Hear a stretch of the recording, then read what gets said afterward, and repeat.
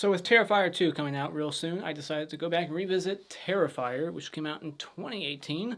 And this movie is about a killer clown named Art going around terrorizing these three women on Halloween. This is a movie that I did not really like that much the first time I saw it, but on rewatch, I've seen it a couple more times since. I like it more and more. And I got the DVD from Dread Central, and it does not list any special features on the back, but it does have special features. It has a commentary, it has like a behind the scenes thing, a like bloopers, all kinds of stuff. So I don't know why they wouldn't list it on the back, but it's there in case you didn't know. So yeah, this movie was made for $35,000, according to the director Damien Leone, who will be writing and directing the sequel. And of course, Art the Clown was first featured in the anthology All Hallows Eve, which I have not seen in forever, so I should go back and rewatch that sometime soon. I don't think I've even seen the sequel. There's All Hallows Eve 2, and there's a 2-pack DVD on Amazon for like $12, I think, so I should pick that up soon. So getting into the things I like about this movie that pretty much everyone loves about this movie is two things. There's two things that make this movie what it is, why people love it so much and are getting tattoos of Art the Clown on them. It's because of A, Art the Clown, and B, the gore. That's what makes this movie very watchable. It's just those two things right there. You got Art the Clown, this mysterious killer, no motivation, a Michael Myers type. He doesn't talk, and I like that. But I like that even though he doesn't talk, he still has a personality. Like, he is being jokey like Freddy without saying anything. He's just putting on this very fun performance. David Howard Thornton does a great job as Art the Clown. I love all the little nuances and just the faces he makes, the way he laughs silently, the way he waves at them. Just a great performance by David. And I like the look of Art, the makeup, just black and white. He's almost like a mime. You know, he's like half mime, half clown. And the whole scene at the pizzeria, like there's some creepy ass moments with this clown. And the most disturbing moment, probably my favorite scene in the movie, because of how creepy and disturbing it is, it's very Buffalo Bill, and that's when he takes the skin off of a bag lady and is wearing her privates. Very Ed Gein, I guess you could say, which I think is what Buffalo Bill is based off of, right? So it's very Ed Gein. He's wearing privates, chest, the vagina, the scalp, you know, and he's naked. He's walking around. He's acting like he's a girl. He's like doing all like the way he moves in that scene. It's so fucking creepy. So Art the Clown is fantastic. I love this villain and definitely see him becoming like an icon. He probably already is in some people's minds, but yeah, this is a new icon in horror. And the gore and the kills are the second best thing. It's all practical, no CGI that I noticed. Maybe the fire in the jack-o'-lantern head was CG, but still looks great. It's just creative, gory, on screen. Like almost every single kill is on screen, except for the very last kill in the movie, the very, very last one. So maybe we'll see that kill in part 2, because I heard it picks up basically the second this one leaves off. So maybe we'll see that kill in part 2. But yeah, every kill on screen, doesn't shy away. It's not for the squeamish, like the back says. It's just very gory, over the top, and that's what we want in a slasher, and this movie delivers it.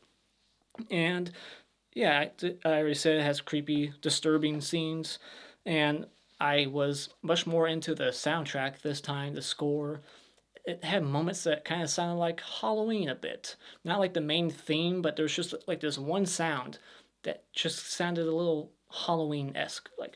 And I remember not being big on the music the first time I watched it. I don't know why I was smoking, but this time I was like, yeah, I like the music, and the sound design's pretty good. And it's very quick moving. It's only like 80 minutes long. Like there's not much story. It's just like Art the Clown, he's making his weapons, and he just goes and fucks with these girls and kills a bunch of people one by one. Hardly any downtime. It's pretty quick. It subverts expectations a few times. We all know by this point Art has a gun, which you don't usually see in slashers, which I think that was one thing the first time I watched this movie. I was not huge on that because I just think slashers shouldn't be using guns. They should just be using sharp implements. But I kind of like it now because it's so unexpected. And I like the whole, like, kind of Marion Crane thing here where a character dies in the middle of the movie and then it shifts focus to another character. So I kind of like that now. Getting into the things I didn't like about the movie is I didn't like the look of the movie. I think that's just because of the budget. They can't afford the best cameras and all kinds of lights on set, and like I'm not sure who the cinematographer is here, but I didn't like the lighting. It just felt overlit in some points, like very hot, bright light, like right on their face, and I don't know. I just didn't like the way the film looked, the way it's presented, and the characters. They're so thin. Like it's a slasher movie, so I'm not expecting like terrific, very rich, well developed characters, but I still want characters to be a little bit more developed than these, where I like them or they're just fun. These two girls that are in it for the most part, and then even the sister later on, like you don't really know them, so you just don't really care. It's all about just watching Art rip these people apart, and you don't really care about these people. Like, at least I didn't, and that kind of hurt it a little bit. I wanted better characters. And this movie does have some slasher tropes. There's one thing that happens in this movie numerous times that happens in a lot of slasher movies since, like, Halloween, and I can't stand it. It's so annoying where people just knock the killer on the ground, they hit them once with a weapon, and then they just drop the weapon and run away. It's like, when you got the killer on the ground, you should just go to town. Just keep stabbing them and beating them in the head with whatever you got.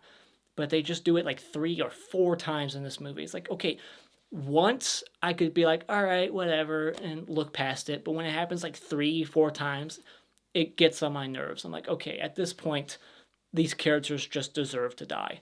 And the last thing is the very end of the movie, where we get the cutaway kill here, where we find out that Art the Clown is supernatural now, or was he supernatural the whole time? I'm not sure. I like to believe that he's just now becoming supernatural, and in part 2, we're going to find out what caused him to be supernatural. I'm not sure how far they're going to go and how much they're going to explain, but he seems to be turning supernatural at the very last second to explain how there's going to be a sequel. And I don't like Art the Clown being supernatural. I would just prefer him being like a Michael Myers in part 1, where you don't know who the hell this guy is, what his motive is, but he's just some lunatic, a human being with just no remorse and no care for anyone else, like just is butchering people for no reason. He's just evil, but he's not supernatural. Like, to me, Myers in part 1 is not supernatural, and I would have liked Art the Clown to not be supernatural, but that's the direction the franchise is heading now, and, I can look past it, but I just would have preferred he not be supernatural, because I think it's scarier when the killer in a slasher movie is just some crazy human being, not someone who's just unstoppable. Because when it's supernatural, it's unbelievable, and therefore it's less scary. So final thoughts, this is a brutal, mean-spirited slasher, not for the squeamish, that delivers everything that a slasher should. It has a nasty, gritty atmosphere throughout. It has a simple premise, and it's just a creepy roller coaster ride, meant only to showcase some great gory kills and make you more afraid of clowns, which it succeeds at doing. So when it comes to Terrifier, I'm giving it 4 out of 5. Okay, so this movie starts a year after the events, where we see this TV interview playing on this very comically tiny TV that Art is watching, and there's like static on the TV to hide the look of this hideous woman, and we get like an Art gearing up montage, making his weapons, kind of like Freddy Krueger in the beginning of Nightmare on Elm Street. And then we cut back to the dressing room at this studio, and the woman on the phone, the TV host, is being a bitch, very two-faced. She acts like this kind woman on TV who's really just exploiting this woman and is making fun of her in the dressing room, like, if I ever look like this woman, please just kill me. Which is, of course, ironic because then she ends up looking like her by the end of the scene. The woman that she's making fun of is for some reason just hiding in her dressing room, ready to kill her, and gouges out her eyes, and then she's still alive too, and I like that. Like, they could have just killed her, but she's on the ground moaning in pain. And if I had to nitpick the makeup here, I would say the eyeball looked really weird. It was just not that great. Like, the rest of the makeup looked pretty good, but then like the eye, it just looked a little weird. Just didn't look that convincing. But again, tight, very small budget. So then we get the whole pizzeria scene, and you got just Art sitting at the table across from them, making funny faces and just being a goofball. And then he is going to the thing to get like a ring out, and he's like proposing to her. And I wonder if that's like actually Art being flirtatious. Like, is he actually in love with her, or is he just fucking around here? And then he just runs off to the restroom, and then we find out that he was making art with shit, some shit graffiti all over the wall. And I wonder if that was actually his shit or just some turd he found in the toilet that was already there. And if you're that kind of person who takes shits and you don't even flush afterwards, you don't even try, fuck you. And this guy's like, all night with you. But didn't he like just walk in for the first time? Like, this owner is on the phone. He's like, oh God, look who just came in here. Like, you should see this guy. He looks weird. I don't know, maybe he's been in there all day, like again and again. He keeps coming in there. But why wouldn't he have killed those pizza guys earlier if he was there before? To me, this is the first time he's got there, Art, and now this owner is like, it's, all night with you. It's like he just fucking got there. So what do you mean all night? But I don't know. And so Pizzeria Massacre, we got the jack-o'-lantern head with the flames in the eyes. And this was the same year that Halloween 2018 came out, where we got another jack-o'-lantern head. And the other dude just gets his hand chopped off and his face stabbed a bunch again and again. It's very brutal. And the murders are on the radio, like, within the hour. So I guess somebody walked by and they saw Art the clown. And I guess Art didn't see them because there's no way that Art would leave a witness alive. So that witness is lucky that Art did not know they were watching. So yeah, like, the murders are on the radio, like, very instantly. We just found out there's 2 murders at a pizzeria, and we got a description of the killer and everything. And so then we get like the moment where Art is like frozen. It's very weird, and then all of a sudden he like jumps right at her and she just runs away. It's a freaky scene. And then she stabs Art with a scalpel and like underneath his arm, and then she just drops it. And then he picks up that scalpel and he's like chasing her with it. So it's like she gave him a murder weapon. It's like, all right, I'm going to stab you with a scalpel, and then I'm going to leave it for you to use against me. And he starts like hacking at her legs, and he's like cutting her Achilles. And then she ends up getting captured, and we get the whole hacksaw scene, which is absolutely insane.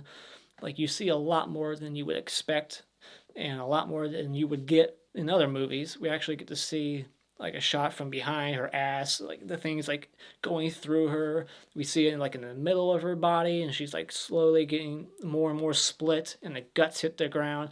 And I love that it gets stuck in her face, and he just leaves it there. And he's like being very gleeful the whole time and smiling. And then I love that he takes a selfie with her. They set that up earlier, and we get this great payoff. She took a selfie with him earlier, and so then we get this scene where Art is with this like fake baby, and we got this bag lady. And if I had to nitpick something here, I would say that this bag lady is not convincing as a bag lady. She looks too clean. She's supposed to be this homeless woman and just living in this shitty ass neighborhood with all these abandoned like buildings and shit. And just living here with this baby, this doll. And she just looks too clean. She's got makeup on her face. She looks pretty. Like, I would date her. She does not look like a nasty homeless woman who's been living on the street for her whole life. Like, this woman's crazy.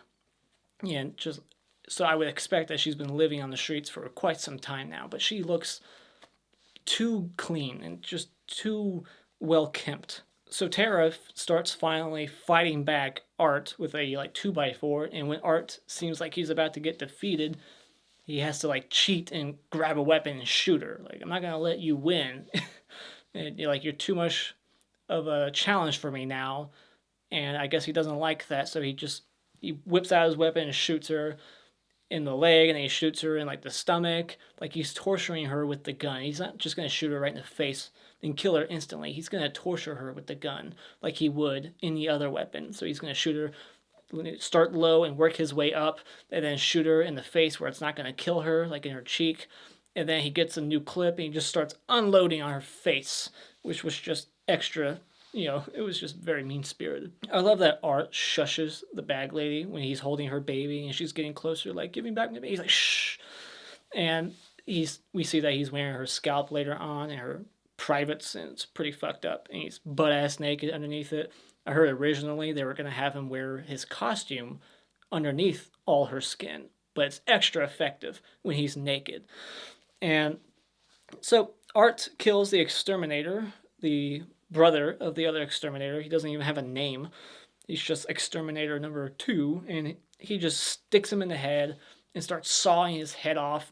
And I love that he like peels the head back, he pushes it back, and the neck bone's sitting there and blood's gushing out, and then he just yanks the head off and kicks it like a soccer ball. Then Art the Clown starts riding around on a tricycle like he's Billy the Puppet, and I love that when he puts the plastic bag over Victoria's head, that she rips it open, finally. Like, you don't see that enough in horror movies. They always try to reach for the person behind them, or they're just flinging their arms like, I don't know what to do. It's like, rip it open in the mouth, or poke a hole for your nose to breathe out. Do something. Try harder to survive. And so, yeah, and I love that when she does do that, Art gets, like, confused. He's looking at the bag ripped open, and he's like, what the fuck? Like, no one's ever done that before. And then she, like, stabs him in the foot, and then he, like, flips her off, like, fuck you.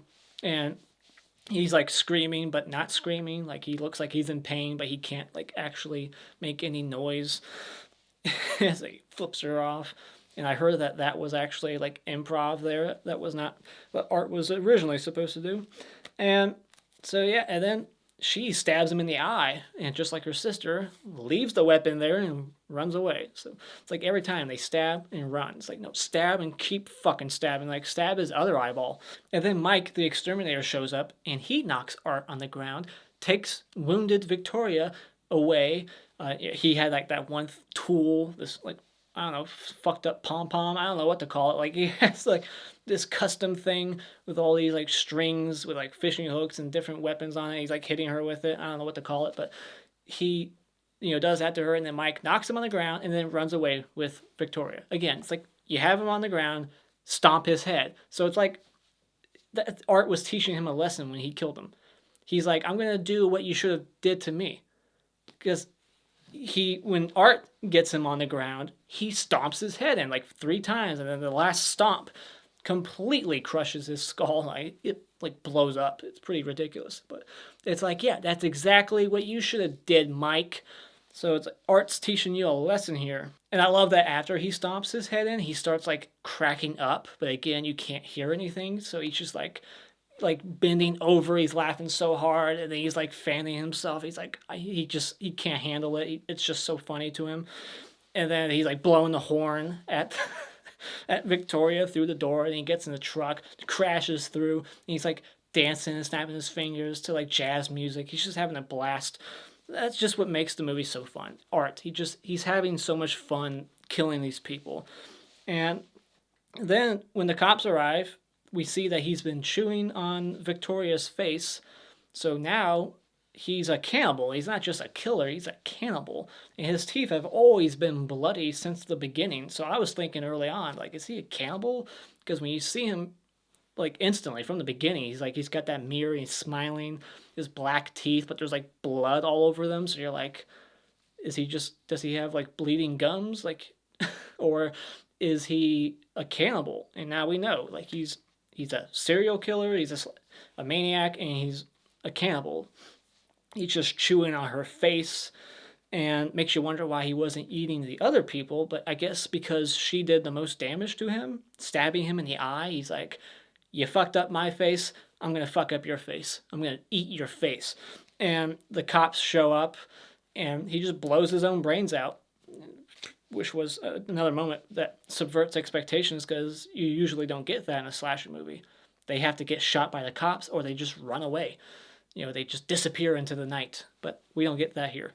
He shoots his own brains out, and then we get this Halloween Resurrection ending where he's at the morgue, and we get this mortician who is very hungry and eating like every mortician, and we get an off-camera kill. The lights start flickering, and it's like, we're seeing his resurrection, like something supernatural is happening, causing the lights to flicker, and Art's alive and kills the mortician and sets up the sequel, and we find out that the beginning of the movie was actually the end. So we get like a little twist here, and which was always jarring to me in the beginning when you see this weird looking woman kill someone, and then the rest of the movie is like some crazy clown. And you're like, what the hell is that shit back there? Like, what was with the opening?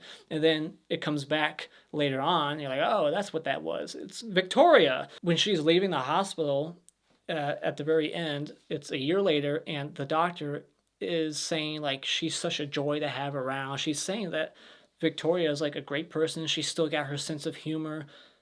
So it makes you wonder, like, why is she snapping then? Like, she kills the TV host later that night when she leaves the hospital. Or I think it's the next night. She's like, good luck on your interview tomorrow. So it's like the previous day, she was just a normal girl with a fucked up face, but she was still like herself. They were talking about her being a great person, and she's still got a sense of humor, blah, blah, blah. Like, they make it sound like she's been, a sane person for the last year. Like, she hasn't, been broken by Art. But then the next day, she's killing that TV host. So, I don't know. I guess she's just hiding her insanity pretty well. And at the end of the credits, I noticed it said, in memory of Hooper, Romero, and Craven. So that's the end of Terrifier. What are your thoughts on this movie? Let me know in the comments below. Are you looking forward to Terrifier 2 like me? Let me know. And as always, if you like what you've seen here, you can hit this like button and become a subscriber today just by clicking on my cartoon face in about 5 seconds. And remember, it's all an opinion. You don't need to get butthurt about it.